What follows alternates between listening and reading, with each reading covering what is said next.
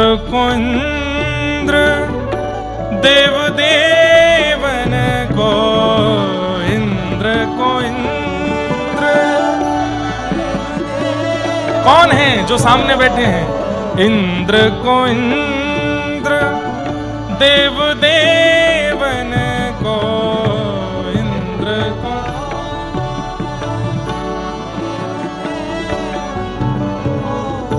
ब्रह्म को ब्रह्म महा वरदाई, ब्रह्म को ब्रह्म महा। कितने सरल शब्दों में कितनी बड़ी बात नंददास कह देते हैं ना। हमारे इंद्र हैं और बोले ये कौन है? इंद्र को इंद्र देव देवन को ब्रह्म महावरदाई। काल को काल ईश ईशन को काल को काल। हे काल को काल ईश ईशन को।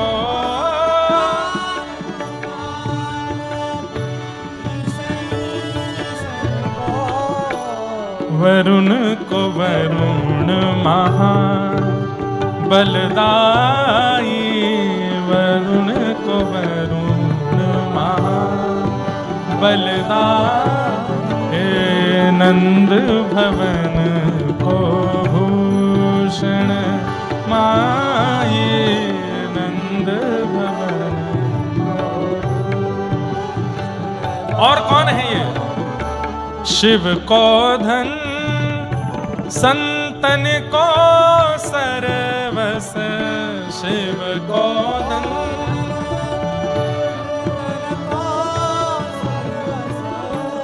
शिव को धन संतन को सर्वस, शिव को धन संतन को सर्वस। महिमा वेद पुराणन गाई, महिमा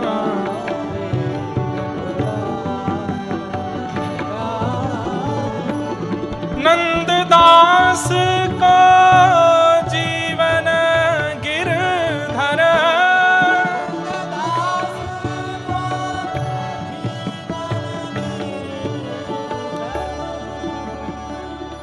हम कथा भी करें, अनुष्ठान भी करें, जप भी करें, त्रिकाल स्नान भी करें, तो फिर हमको ही मिल जानी चाहिए। ठाकुर जी आपको क्यों सुना रहे हैं हम कथा? अरे ऊंचे स्वर में इसलिए गाते हैं ताकि आपकी आवाज सुनाई दे हमको। बैठे हो दत्त धाम में, ऐसे पावन सानिध्य में, वैदिक जनों के, गुरु जनों के, गोदावरी जी के तट पे एक तरफ गोदावरी, पीछे दत्त प्रभु हैं, बीच में भागवत जी की मधुर त्रिवेणी संगम हो रहा है और आप लोग शांत बैठे हो। अरे आपका मन रूपी मयूर क्यों नहीं नाच उठता है सुन के? गाइए ना हमारी तरह। नंददास को जीवन गिरधर,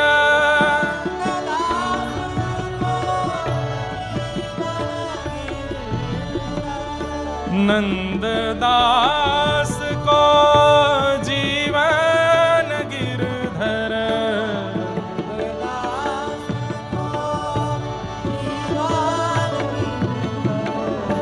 गोकुल मंदन कुंवर कन्हाई, गोकुल मंदन। हे नंददास को जीवन गिरधर, नंददास को जीवन गिरधर। जैसे ही ये पद गा रहे थे, गोसाई श्री विठलनाथ जी दौड़ करके गए और उस क्षत्रिय परिवार की उस महिला को बुला करके लाए। प्रेम मगन होकर के नंददास जी नाच रहे हैं ठाकुर जी के आगे। वो घबरा रही है सामने आने में। गोसाई जी बोले मैं कहता हूं आओ यहां पर। जैसे ही वो आकर के खड़ी हुई, गोसाई जी ने नंददास से कहा नंददास जरा पीछे मुड़ के देखना। पीछे मुड़ करके जब उसी महिला को पुनः देखा, नंददास जी ने चरणों में प्रणाम कर लिया और प्रणाम करके कहा, गुरुदेव अब इनके अलावा और किसी को देखने की इच्छा नहीं है, अब ये नेत्रों में बस गए हैं, ये चित्त में बस गए हैं। और उछल करके नृत्य करके गाने लगे, नंददास को जीवन गिरधर, नंददास को जीवन गिरधर, नंददास को, नंददास को जीवन गिरधर, नंददास को जीवन गिरधर, हे गोकुल मंदन कुंवर कन्हाई, गोकुल मंदन कुंवर, हे राधे राधे गोविंद गोविंद राधे, हे राधे राधे गोविंद गोविंद राधे, हरि गोविंद राधे गोपाल राधे, भजो गोविंद राधे गोपाल राधे, हे भजो हगो, हे बोलो राधे राधे गोविंद गोविंद राधे, राधे राधे गोविंद गोविंद राधे, गोविंद राधे गोपाल राधे, गोविंद राधे गोपाल राधे, हे भजो राधे राधे गोविंद गोविंद राधे, राधे राधे गोविंद गोविंद राधे, हे नंददास को जीवन गिरधर, नंददास को हे गोकुल मंदन कुंवर कन्हाई, गोकुल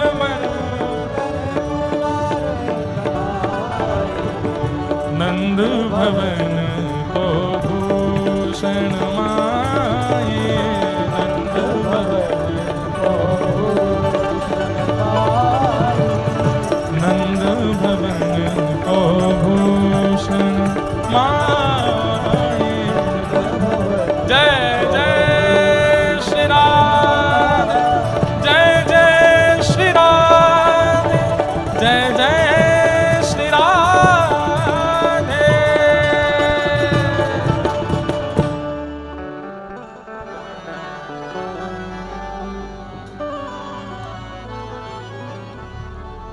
पता नहीं कौन से गुण पर दयानिधि रीझ जाते हैं। ये दयानिधि आपसे कब कहां कैसे रीझ जाते हैं कुछ पता नहीं है। कहां अत्यंत विकार युक्त श्री नंददास जी का जीवन चल रहा था और कहां गोपाल जी को इतने प्रिय लग गए कि बस एक झलक में, कहां तो लोगों 10-10, 20-20, 50-50 साल तक दर्शन करते रहते हैं नित्य प्रति, तब भी उन पर कोई कृपा नहीं होती। और किसी किसी को एक झांकी, हमारे ब्रज में एक गाते हैं, लखी जिन लाल की मुस्कान, लखी जिन लाल की मुस्कान, लखी जिन, लखी मतलब देखी, ब्रज भाषा का ये भाव है। अच्छा, इसमें एक और बात है। एक बात तो यह है कि जिसने ठाकुर जी की मुस्कान देख ली, और दूसरा भाव यह है कि ठाकुर जी ने जिसको मुस्कुरा कर देख लिया। अभी दत्त प्रभु के दर्शन हम करने जाते हैं, हमको देखते हैं पर मुस्कुरा के नहीं देखते होंगे, सामान्य रूप से ही देखते हैं। लेकिन किसी को देख करके अगर ठाकुर जी मुस्कुरा जाते हैं, वो हंस गए तो बस बात बन गई, है गो काम। फिर ना तुम कोई काम के नहीं रह पाओगे, फिर तो वो जहां चाहेंगे वैसे ही रहोगे। लखी जिन लाल की मुस्कान, लखी जिन लाल की मुस्कान, लखी जिन लाल की मुस्कान, लखी जिन लाल की मुस्कान, तिन्ही बिसरी वेद विधि तम, तिन्ही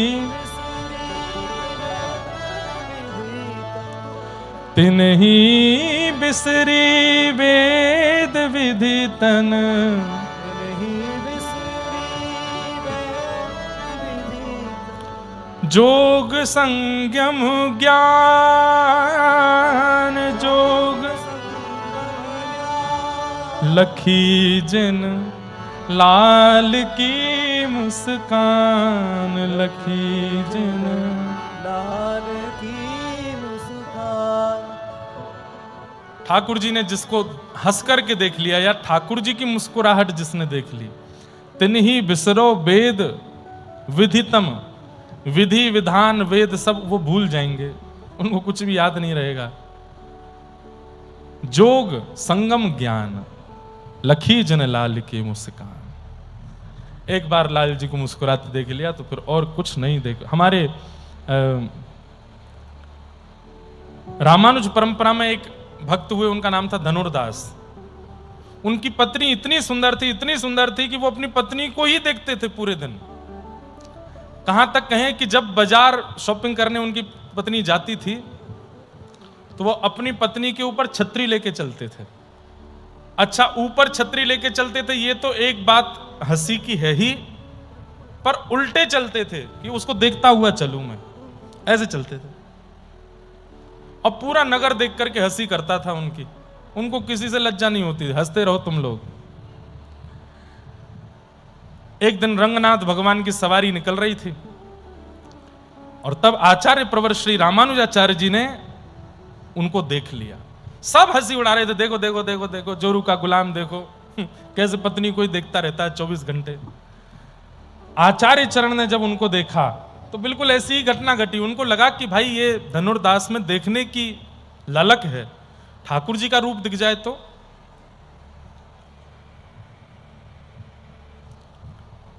धनुर्दास को बुलाया, रामानुजाचार्य जी के सन्मुख आकर के धनुर्दास बोले, जी आचार्य चरण आज्ञा करें। बोले कि हमने सुबह देखा था तुम अपनी पत्नी को ऐसा देखते हो। तुरंत नेत्र बंद हो गए उसके। क्या बताऊं, इतनी सुंदर है। आपने देखा उसको, उसके नेत्र कितने सुंदर, जब वो बंद करती है खोलती कितनी अच्छी लगती है, कितना अच्छा है उसका स्वरूप। आपने उसकी चाल देखी, आपने उसका बोलना देखा, सबकी इतनी प्रशंसा करता। रामानुजाचार्य जी बोले, भाई बहुत बड़ा भगत है तू पत्नी का। अगर तेरी पत्नी से सुंदर हम तुझे कुछ दिखा दें तो आचार्य चरण से बोले, मैं वचन दे के कहता हूं, लिख करके कह सकता हूं, मेरी पत्नी से सुंदर कोई नहीं होगा। बोले अगर दिखा दिया तो वचन दो मुझे कुछ। बोले मैं वचन देता हूं, अगर मेरी पत्नी से सुंदर कुछ दिखा दिया तो मैं जीवन भर फिर उसी को देखूंगा जो पत्नी से सुंदर होगा। चलो, रंगनाथ भगवान पौड़े हैं श्रीरंगम में, शेष शैया पर पौड़े ठाकुर जी से जाके रामानुजाचार्य जी ने प्रार्थना की, भगवान सामने एक दर्शनार्थी खड़ा है, कृपा करके एक बार अपनी झांकी इसको दिखा दीजिए। और बंधुओं, आचार्य के कहने पर ठाकुर जी दिख जाते हैं। जैसे ही धनुर्दास आकर के खड़े हुए, कोई नियम नहीं था जीवन में, कोई व्रत नहीं था, कोई अनुष्ठान नहीं था, कोई पुण्य नहीं था उसका, लेकिन आचार्य की इच्छा हो गई कि ठाकुर जी का दर्शन होना चाहिए, तो हो गए। तुरंत जैसे ही धनुर्दास गया, आहा, शेषनाग पर पौड़े हुए ठाकुर जी उठ करके बैठ गए, शंख चक्र गदा पद्म धारण कर लिए, कमल मुख नयन, ऐसे सुंदर, इतनी सुंदर झांकी कि धनुर्दास तो घुटनों पर बैठ गया, बस हाथ जोड़ के नेत्रों से अश्रु प्रवाह। बोला एक क्षण के लिए ठाकुर जी लेटिएगा नहीं, अभी आता हूं। कहां जा रहे हो? बोले अभी आता हूं ना। दौड़ के गया, घर से पत्नी को खींच के लाया और पत्नी को भी बिठाया। बोले आज से वचनबद्ध होकर के, कसम खा करके पत्नी सहित आपका दास हूं, अब आपको ही निहारूंगा और किसी को नहीं निहारूंगा। और फिर रामानुजाचार्य जी ने बड़ी कृपा की उसके ऊपर,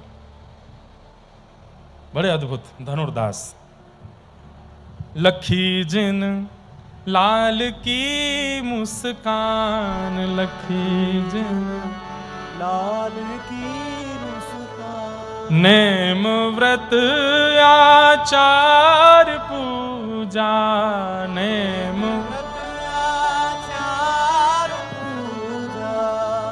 पाठ गीता ज्ञान,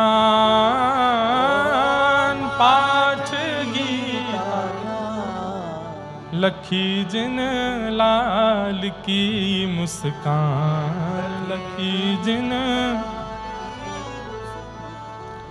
रसिक भगवत द्रग दई असी, रसिक भगवत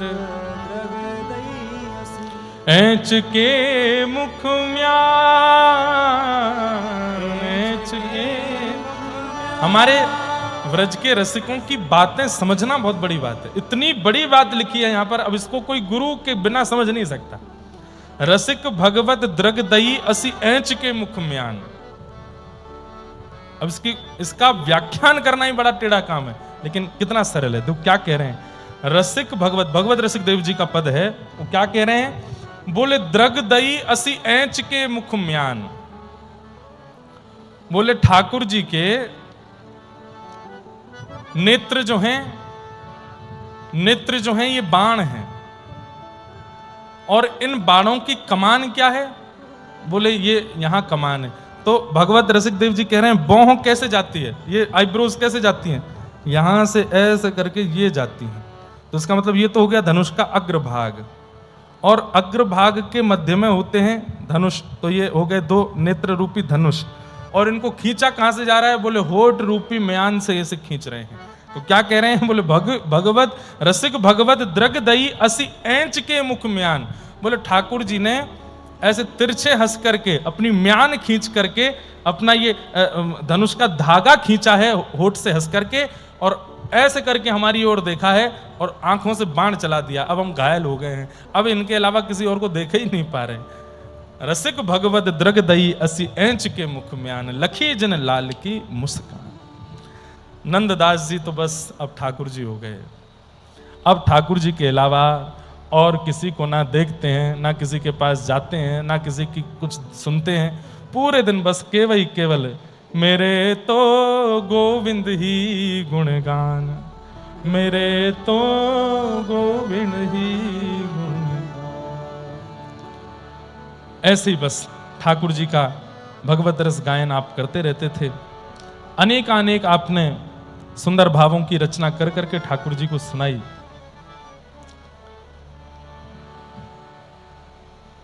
आपने कई ग्रंथों की रचना की,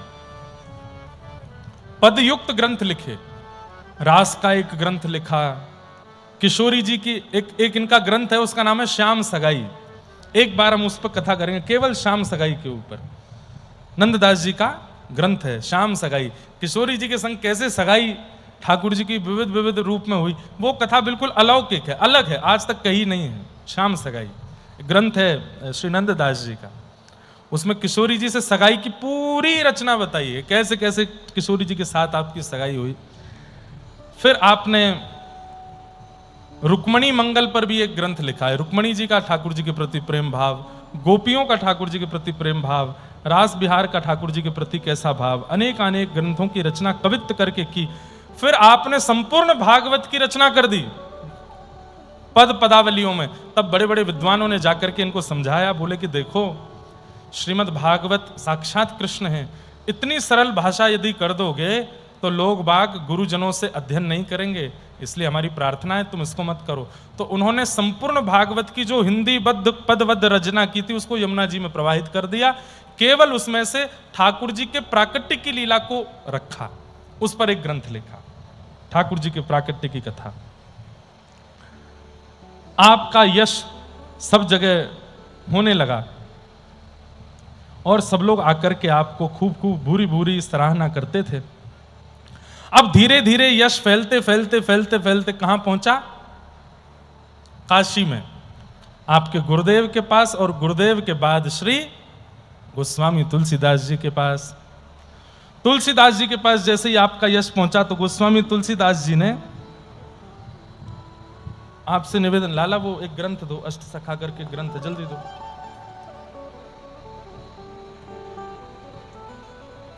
गोस्वामी तुलसीदास जी को पता चला कि भाई व्रजमंडल में एक नंददास नाम के बड़े उच्च कोटि के कवि हो गए। नाम सुनते ही गोस्वामी तुलसीदास जी महाराज समझ गए ये तो हमारे भैया हैं, हमारे गुरु भाई हैं, हमारे चाचा के पुत्र नंददास हैं। तो श्री गोस्वामी तुलसीदास जी ने काशी से कुछ यात्रीगण वृंदावन जा रहे थे, उनसे जाकर के कहा कि वहां नंददास नाम के एक भक्त हैं, उनसे जाकर के कहना गोस्वामी तुलसीदास जी याद कर रहे हैं, अब जल्दी वापस आवें। तो वे लोग आए, आकर के उन्होंने नंददास जी से निवेदन किया। तो नंददास जी ने अष्ट सखा इधर नहीं है,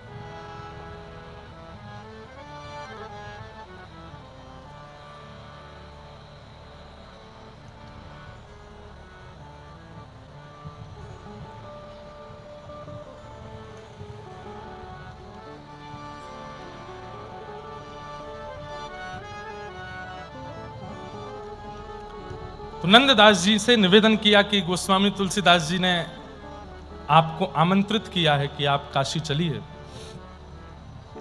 तो आपने मना कर दिया, बोले उनसे कह दीजिए कि अब हम वापस नहीं जाएंगे। तब गोस्वामी तुलसीदास जी ने आपको पत्र लिख करके भेजा, और पत्र में लिख करके गोस्वामी तुलसीदास जी आपसे पूछ रहे हैं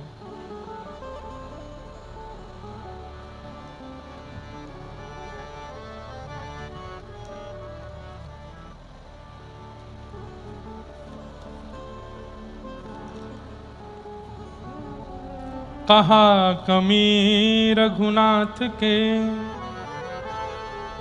छोड़ी कुल की कहानी।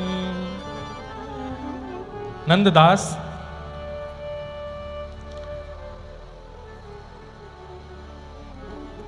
आप तो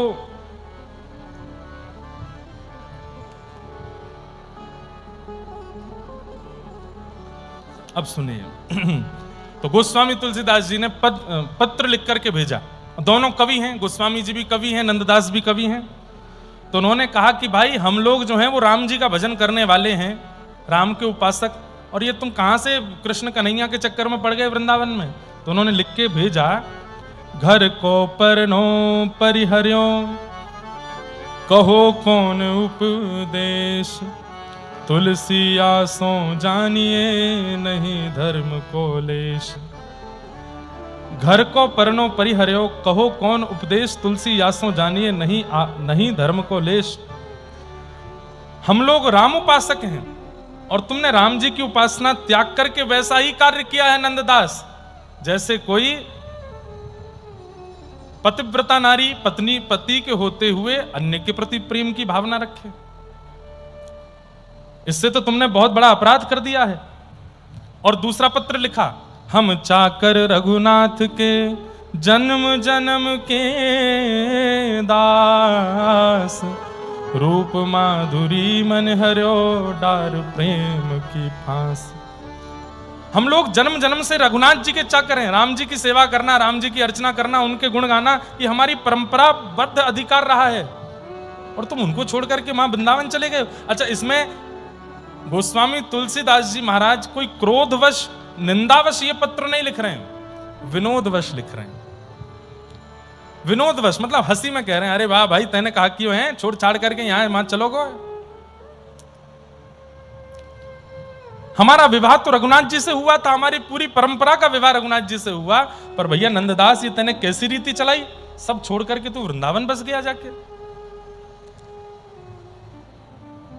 दो पत्रों के बाद भी जब नंददास जी का कोई उत्तर नहीं आया, तब गोस्वामी तुलसीदास जी ने तीसरा पत्र लिखा, धाम रुचो तो रहो अयोध्या, पुरी रुचे रहु काशी, बन रुचे रहे दंडक वन, गिरि कामद अविनाशी। धाम रुचे तो अयोध्या में निवास करना चाहिए, पुरी में रहने का मन हो तो काशीपुरी में रहना चाहिए, और वन रुचे तो एकमात्र दंडक वन में रहना चाहिए, और गिरि रुचे पर्वत रुचे तो कामतानाथ यानी चित्रकूट में रहना चाहिए। संभवतः दंडकारण्य वन यही है, नासिक दंडक वन यही है। गोस्वामी तुलसीदास जी महाराज ने लिख दिया, धाम रुचे तो अयोध्या में जाओ, पुरी रुचे तो काशी में जाओ, वन रुचे तो दंडक वन यानी नासिक में जाओ, और पर्वत रुचे तो चित्रकूट में रहो। इनके अलावा और कहीं रहना ही नहीं चाहिए।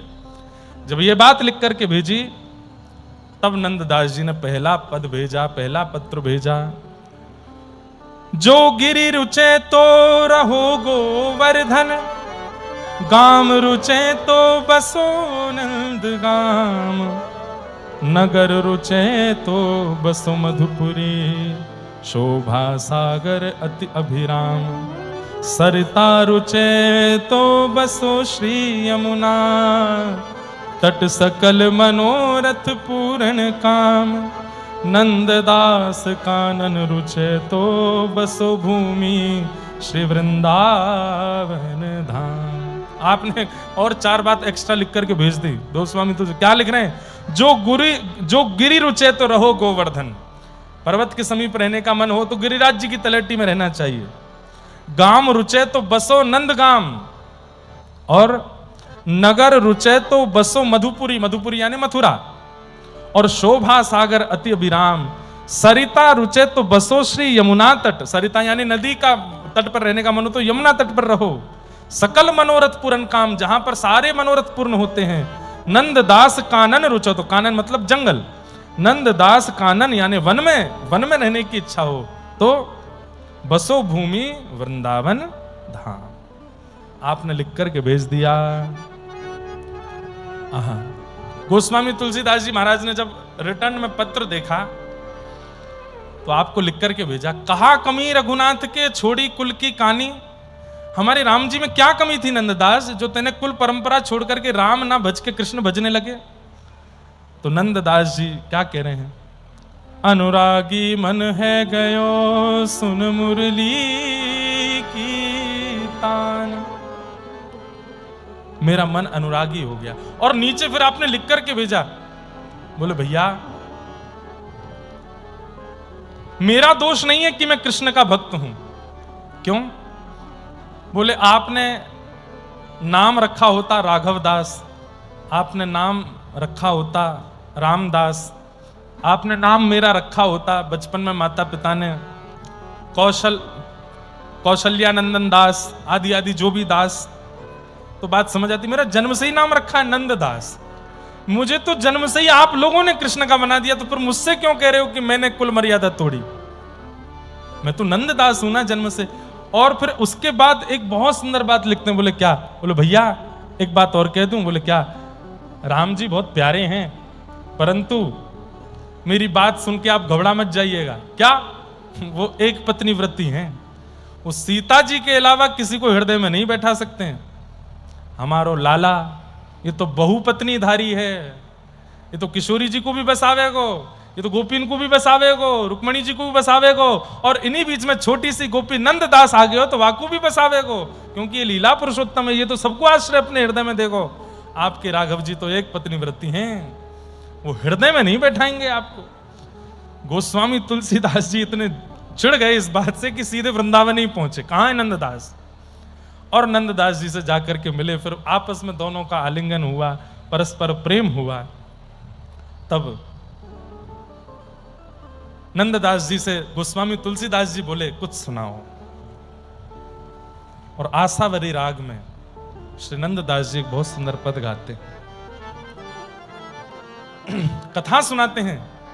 एक बार एक गोपी है व्रज की,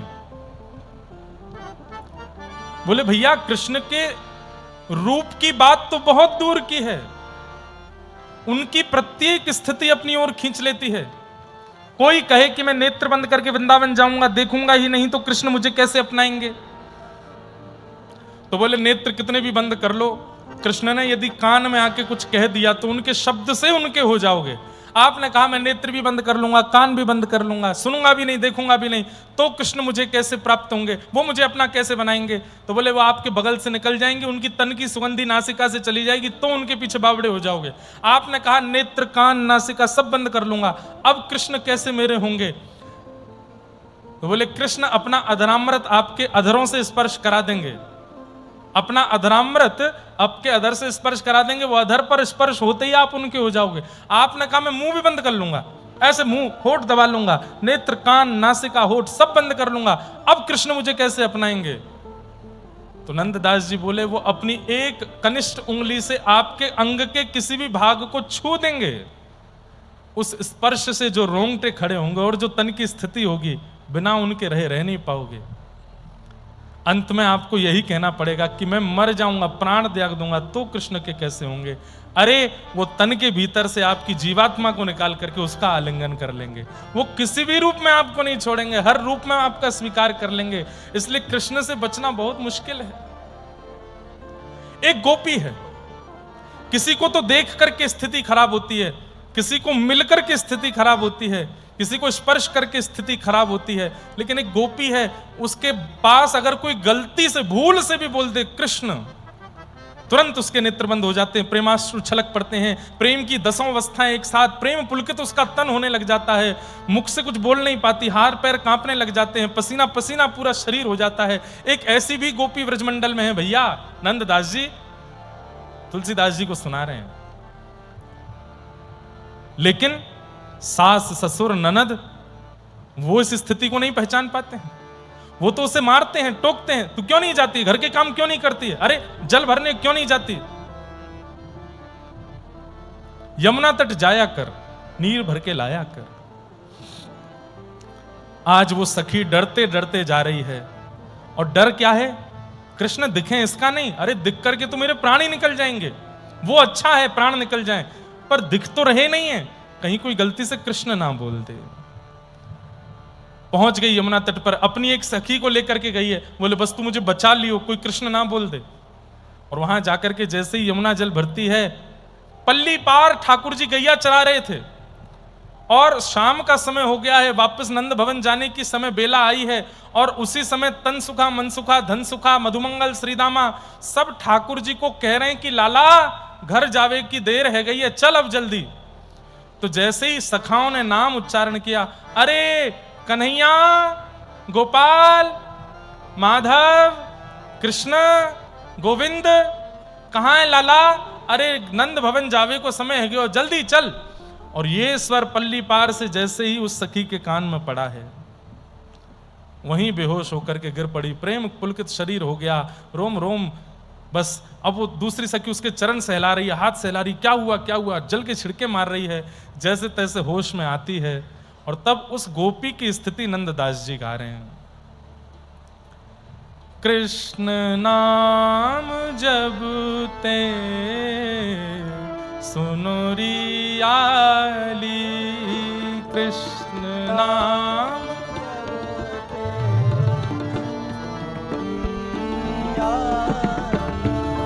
कृष्ण नाम जब ते सुनो रियाली। सब लोग गाओ, हे कृष्ण नाम जब ते सुनो रियाली।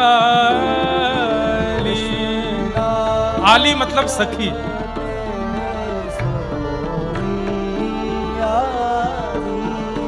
भूली री भवन में तो बाबरी भई रे,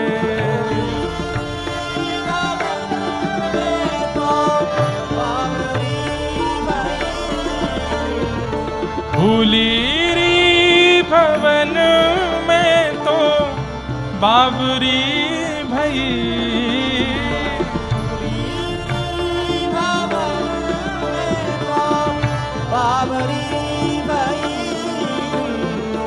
कृष्ण नाम जब ते सुनो रियाली।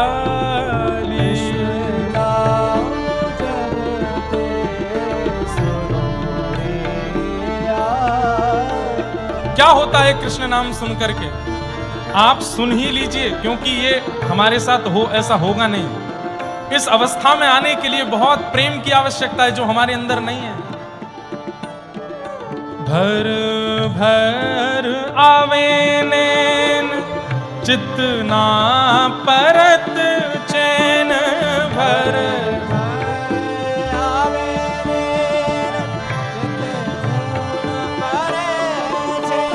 नैन भर भर आवे नैन चित ना परे चैन, भर भर आवे नैन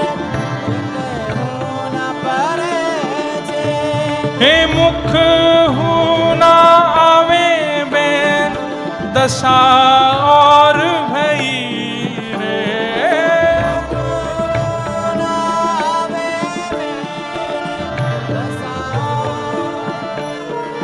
हे मुख हूँ ना आवे बैन दशा और भई रे।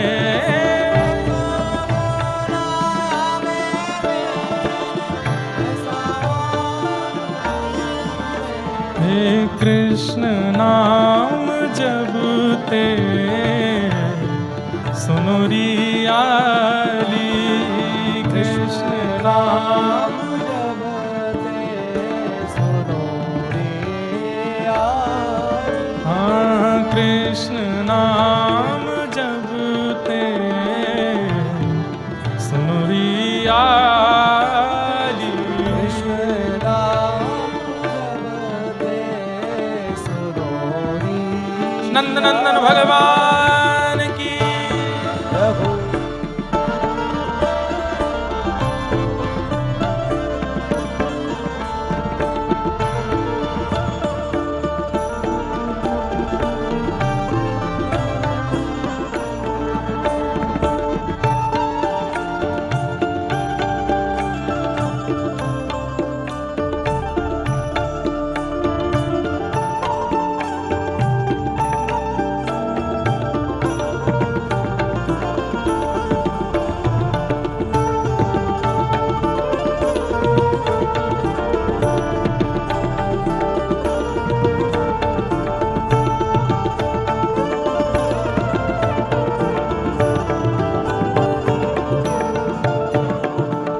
जेतेक नेम व्रत किनेरी बहु विधि। जेतेक नेम व्रत जेतेक नेम व्रत किनेरी बहु विधि।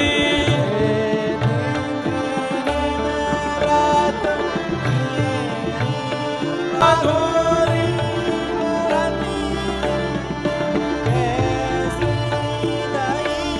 हे माधुरी मूरत की धो कैसी दईरी।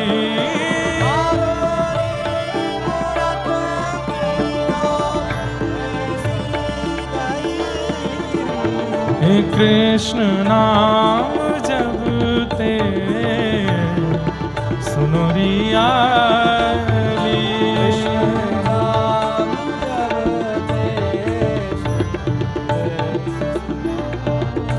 हे कृष्ण नाम जपते सुनो रियाली।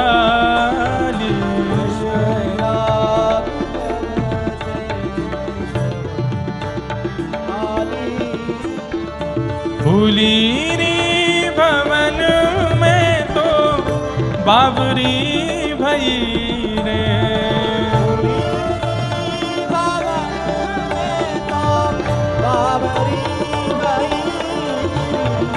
कृष्ण नाम जपते सुनो रियाली।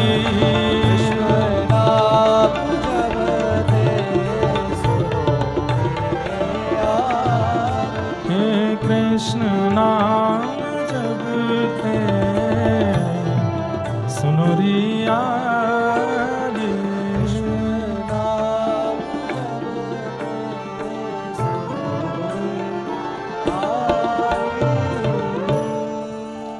नंददास जाके श्रवण सुनह यह गति। माधुरी मूरत की धों कैसी दई रे।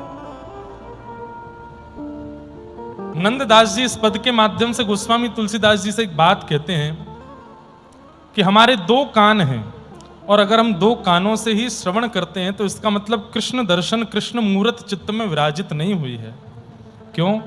बोले दो कान ही सुनते हैं तो इसका मतलब अभी भी हम सामान्य जीव हैं, लेकिन रोम रोम सुनना प्रारंभ कर दे तो समझो कृष्ण स्पर्श हो गया है, कृष्ण चित्त में बस गए हैं। और ऐसा व्यक्ति फिर पुनः संसार का नहीं हो सकता। कल रात्रि हम लोग बैठे थे और हमारे गोविंद काका एक सुंदर प्रसंग सुना रहे थे।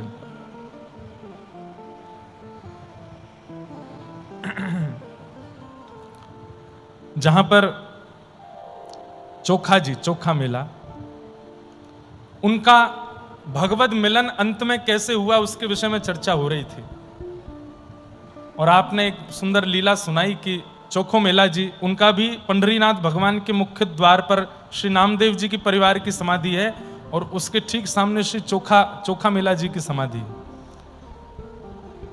तो चोखा मेला जी पंढरपुर के पास के गांव में कुछ मजदूरी करने के लिए गए थे, कुछ कार्य करने के लिए गए थे। बहुत ध्यान से सुनिएगा। और तभी एक दीवार, पत्थर की दीवार होगी, ईंट की, मिट्टी की दीवार थी, वो दीवार गिरी और उसके नीचे कई सारे कार्यकर्ता, काम करने वाले लोग दब करके अपने प्राणों का त्याग कर दिए। उनमें से एक चोखा मेला जी भी थे, भगवान पंढरीनाथ के परम भक्त, जिनके गांव आज भी पंढरीनाथ जी की सवारी, आज भी पालकी पे बैठ के पंढरीनाथ जी का स्वरूप जाता है, चित्रपट जाता है और वहां ठाकुर जी फल पाके आते हैं चोखा मेला जी के यहां।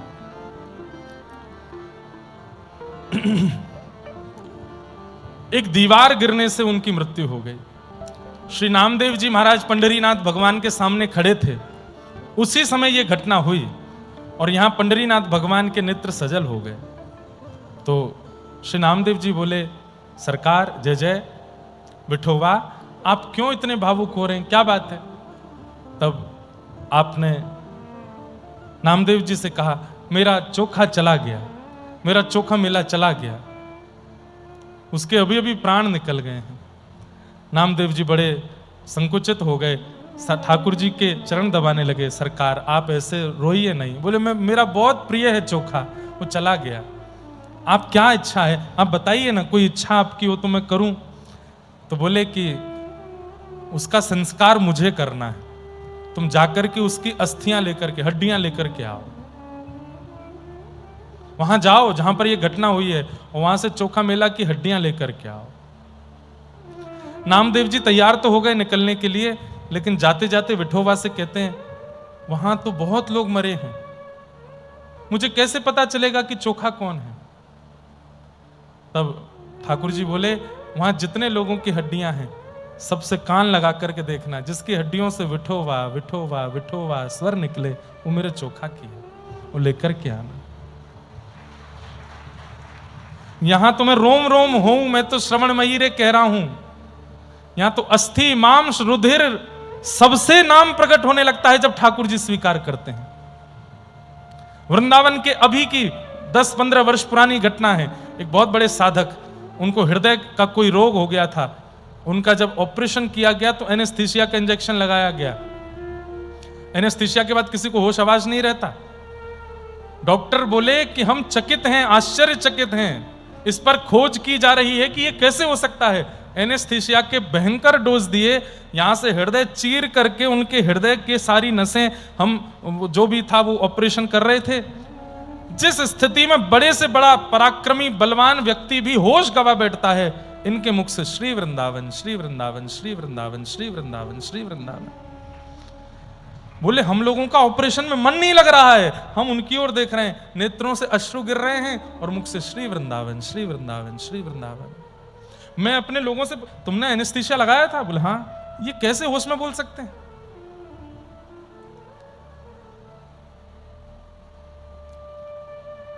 हम लोग तो बंधुओं होश हवास में, होशो हवास में ठाकुर जी का नाम भूल जाते हैं। यहां बेहोशी की हालत में वृंदावन को याद किया जा रहा है। नामदेव जी गए और वहां मृतक जितने भी लोग थे सबकी अस्थियों से कान लगा करके सुनते हैं। और तभी एक अस्थि पर जब कान लगाया तो विठोबा विठल विठल विठल विठल विठल नाम ध्वनि। नामदेव जी खुद रोने लगे। कैसा प्रेम है कि प्राण चले गए हैं, पर भक्तों के प्राण उनके तन में या आत्मा में या उनके चित्त में नहीं होते हैं। भक्तों के प्राण तो अस्थियों तक पहुंच जाते हैं। और उन हड्डियों को लेकर के श्री नामदेव जी गए और ठाकुर जी अपनी पीतांबरी खोल करके खड़े हैं। विठोबा लाओ इधर दो। और जैसे ही वो दी हैं, ठाकुर जी उन अस्थियों को हृदय से लगाते हैं और श्री चोखा मेला जी को फिर अपने धाम में निवास दिया, उनका अंतिम क्रिया की अपने सामने ही, बिल्कुल पंढरीनाथ मंदिर के मुख्य द्वार पर चोखा मेला जी की समाधि है। मानो ठाकुर जी कह रहे हो कि मैं चोखा को देखते देखते सबको दर्शन करूंगा। ये सब प्रसंग सुनकर के कभी कभी अपने ऊपर धिक्कार की इच्छा होती है। हम कहां भक्त हैं, हम कहां प्रेमी हैं, केवल आडंबर कर रहे हैं, मंच पे बैठ के नाच के गा के उत्सव मना के ठाकुर जी की सेवा करे, केवल कोरा नाटक कर रहे हैं हम लोग। कहां है ऐसा प्रेम हमारे चित्त में, कहां है ऐसी भक्ति, कहां है ऐसा भाव।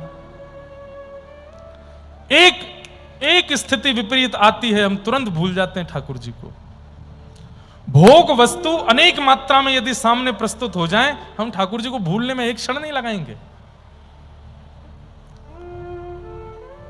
लेकिन यहां गोपी रोम रोम होऊं मैं तो श्रवण मयी रे। एक गोपी कह रही है, अरे तू कान में रुई डाल के चला कर, गोकुल की गलियों में, वृंदावन की गलियों में, नहीं सुनेगी कृष्ण ध्वनि।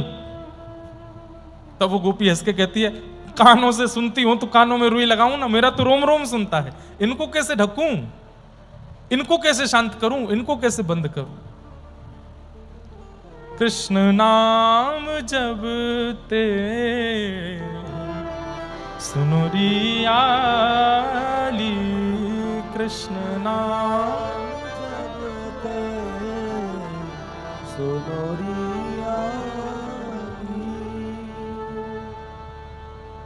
नंददास जाके श्रवण सुने यह गति, माधुरी मूरत की धो कैसी दई है। अपनी स्थिति समझाई गोस्वामी जी को, मेरा रोम रोम कृष्णमय हो चुका है, अब मैं वापस कैसे जाऊं यहां से। तब गोस्वामी जी ने हृदय से लगा, अरे पागल, हम तो आनंद ले रहे हैं, रामकृष्ण में कोई अंतर है क्या। जैसे ठाकुर जी हैं वैसे हमारे राम जी हैं, कोई अंतर नहीं। मैं तो आनंद ले रहा था तुझसे, मुझे बहुत प्रसन्नता है कि तू वृंदावन को बचता है। तो बंधुओं, गोस्वामी तुलसीदास जी, मैंने कहा था ना, इनके सुंदर सुंदर ग्रंथ है। रामचरितमानस की अकेली रचना नहीं करी है गोस्वामी तुलसीदास ने, मानस जी की रचना की, हनुमान चालीसा की रचना की, और विनय पत्रिका की रचना की, गीतावली, कृष्ण गीतावली, उसमें ठाकुर जी के पद गाए हैं श्री गोस्वामी तुलसीदास जी ने। तो आपने नंददास जी से कहा, चल अपने ठाकुर के दर्शन करा। तो नंददास जी इनको लेकर के गोवर्धन पहुंचे, और गोवर्धन में ये झांकी खड़ी है, श्रीनाथ जी खड़े हैं। नंददास गोस्वामी तुलसीदास जी दर्शन करने गए, आपने जाकर के जैसी छवि देखी, नंददास जी ने दंडवत प्रणाम किया, गोस्वामी जी से कहा, भैया प्रणाम करो। हम नहीं करेंगे। बोले कहा, बोले हम अनन्य हैं, धनुषधारी के आगे ही झुकते हैं, मुरलीधारी के आगे नहीं झुकेंगे। और आपने एक पद में कह दिया ठाकुर जी से, कहा कहो छवि आपकी भले बने हो नाथ, तुलसी मस्तक तब नवे जब धनुष बाण ल्यो हाथ। ओ वृंदावनचारी, ओ वनचारी, ओ नंदनंदन, अगर चाहते हो कि तुलसीदास दंडवत प्रणाम करे तो एक बार धनुष बाण हाथ में लेकर के दिखाओ। आहा, गोस्वामी तुलसीदास जी देख रहे हैं, नंददास जी देख रहे हैं, और देखते ही देखते ठाकुर जी ने अपने जन के कारण कृष्ण भय रघुनाथ, तुरंत हाथ में धनुष बाण लेकर के ठाकुर जी खड़े हो गए। गोस्वामी तुलसीदास जी महाराज ने दंडवत प्रणाम किया, चरणों में प्रणाम करके बलियां लेने लगे। आहा, बहुत सुंदर झांकी। बरनो अवध श्री गोकुल गाम, गोस्वामी तुलसीदास जी ने तुरंत एक रचना करके गाई, वरनो अवध श्री गोकुल गाम, उत विराजत जानकी वर इत है श्यामा श्याम। उत विराजत जानकी वर इत है श्यामा श्याम, वरनो अवध श्री गोकुल गाम, वरनो वहां सरजू को तट अद्भुत, इह श्री यमुना नीर, हर्त कलिमल दो मूरत सकल जन की पीर। वरनो अवध श्री गोकुल, हाँ वरनो अवध श्री गोकुल। मन जटित श्री क्रीट राजत, राजत संग लक्ष्मण बाल, मोर मुकुट रूबेनु कर इह निकट हलधर ग्वाल बरनो अवध। वहां कैसे बैठे? बोले मणि जटित श्री किरीट विराजे। बंधुओं, जब ऐसे धारण किया जाए तो वो मुकुट है, और ऐसे धारण किया जाए तो वो किरीट है। श्री राम जी किरीट पहनते हैं, मणि जटित किरीट धारण करते हैं। राजत संग लक्ष्मण बाल, लक्ष्मण आदि भैयाओं के संग जो बैठे हैं। और यहां मोर मुकुट रू वेणु कर इह निकट हलधर बाल, हलधर यानी कि श्री बलराम जी के संग खड़े हैं। वहां केवट सखा तारे बहसी के रघुनाथ, बहस करके केवट ने बहस करी है ठाकुर जी से, तब जाकर के अपने सखा केवट को तारा है। और यहां नृप जदुनाथ तारो कूप गहिन जहात बरनो अवध श्री गोकुल नृण राजा को नीचे कुएं से गिरगिट बन गया था, उसको वहां से निकाला, उस कथा का स्मरण कर रहे हैं। वहां सबरी स्वर्ग दीनी शील सागर राम, वहां सबरी को स्वर्ग प्रदान किया, शील सागर, शील के गुण निधान राम जी ने। और यहां कुब्जा लाए चंदन, यहां कुब्जा लगाए चंदन, किए पूर्ण काम वर्णो अवध श्री गोकुल, वर्णो अवध श्री गोकुल। भक्त हित श्री राम कृष्ण सु धर्यो नव अवतार, भक्त हित श्री राम कृष्ण सु धर्यो नर अवतार। हम भक्तों के लिए राम और कृष्ण, नारायण ही राम कृष्ण बन के आए हैं। दास तुलसी दो आसा, दास तुलसी दो आसा, कौन उबारे पार। मुझे तो दोनों से आशा है, मेरी हाथ पकड़ के मुझे पार कौन लगाएगा। मेरी दोनों से प्रार्थना है, आप में से कौन बेगी करके मुझे मेरा हाथ पकड़ के जल्दी पार लगावे। वर्णो अवध श्री गोकुल गाम, वर्णो। इस प्रकार श्री नंददास जी का व्रजवास हुआ। अब वृंदावन में क्या क्या लीला ठाकुर जी नंददास जी के साथ कर रहे हैं, इनको कैसे, इनको अधिकतर निकुंज का दर्शन हुआ।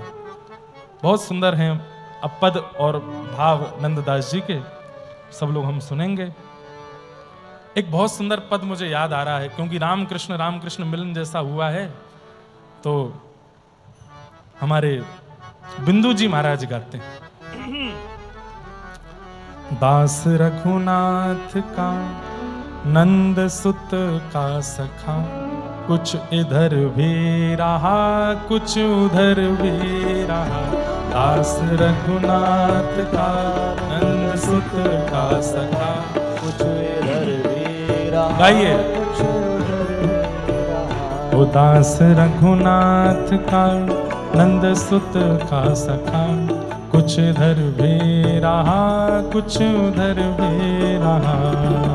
रघुनाथ का नंद सुत का सखा, कुछ इधर भी रहा कुछ उधर भी रहा। ओ दास रघुनाथ का नंद सुत का सखा, कुछ इधर भी रहा कुछ उधर भी रहा। दास रघुनाथ का नंद सुत का सखा, कुछ इधर भी रहा कुछ उधर भी रहा। सुख मिला श्री अवध और ब्रजवास का, कुछ इधर भी रहा कुछ उधर भी रहा। सुख मिला श्री अवध और ब्रजवास का, कुछ इधर भी रहा कुछ उधर भी रहा। मैथिली ने कभी मोद मोदक दिया, मैथिली यानी सीता जी। मैथिली ने कभी मोद मोदक दिया, मैथिली ने कभी मोद मोदक दिया। राधिका ने कभी गोद में ले लिया, राधिका ने कभी गोद में लिया। हे राधिका ने कभी गोद में ले लिया। राधिका ने कभी गोद में ले लिया। मात्र सत्कार में मगन हो के सदा, मात्र सत्कार में हो सदा। कुछ इधर भी रहा कुछ उधर भी रहा। मात्र सत्कार में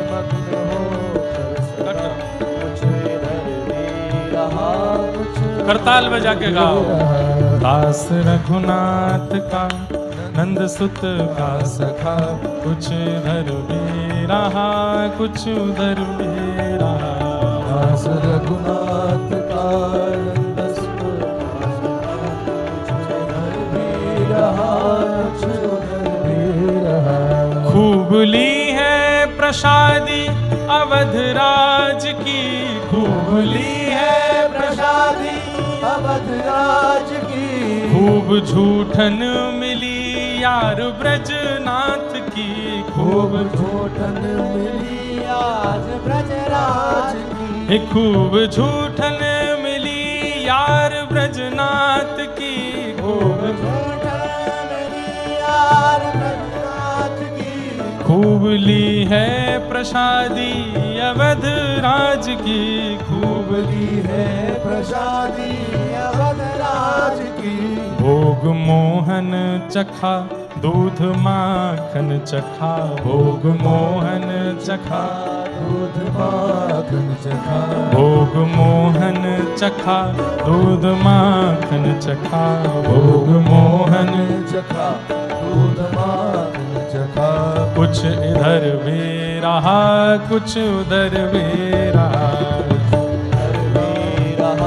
कुछ उधर भी रहा। हे दास रघुनाथ का नंद सुत का सखा, कुछ इधर भी रहा कुछ उधर भी रहा। दास रघुनाथ का नंद सुत का सखा, कुछ इधर भी रहा कुछ उधर। राजा रामचंद्र भगवान की, ब्रजेंद्र नंदन श्री कृष्णचंद्र भगवान की।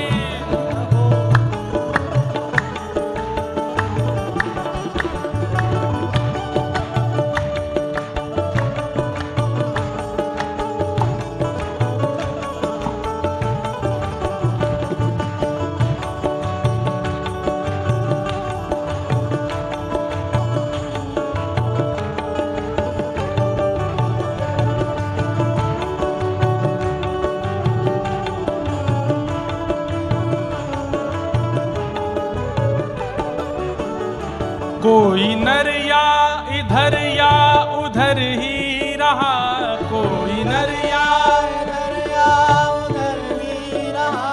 बहुत ध्यान से सुनिएगा इन पंक्तियों को।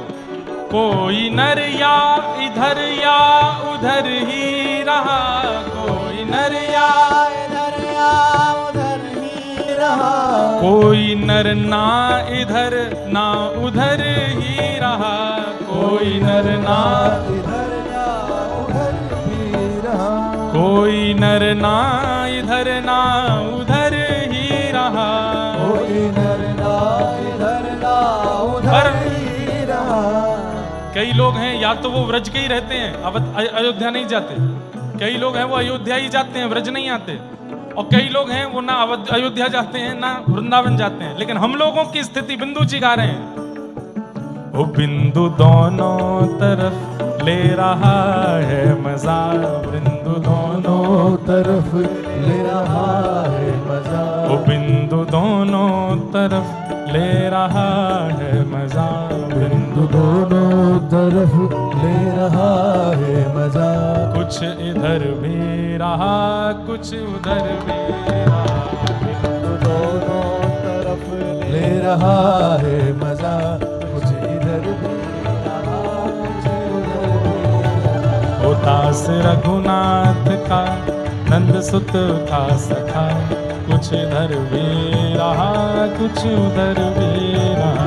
दास रघुनाथ का सुत का सखा, कुछ इधर भी रहा कुछ उधर भी रहा।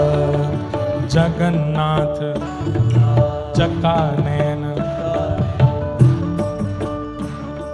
एकादशी आज नहीं है, खूब दबा के चावल खा के आइएगा, रसोई में जाके चकाचक मिलने वाला है प्रसाद।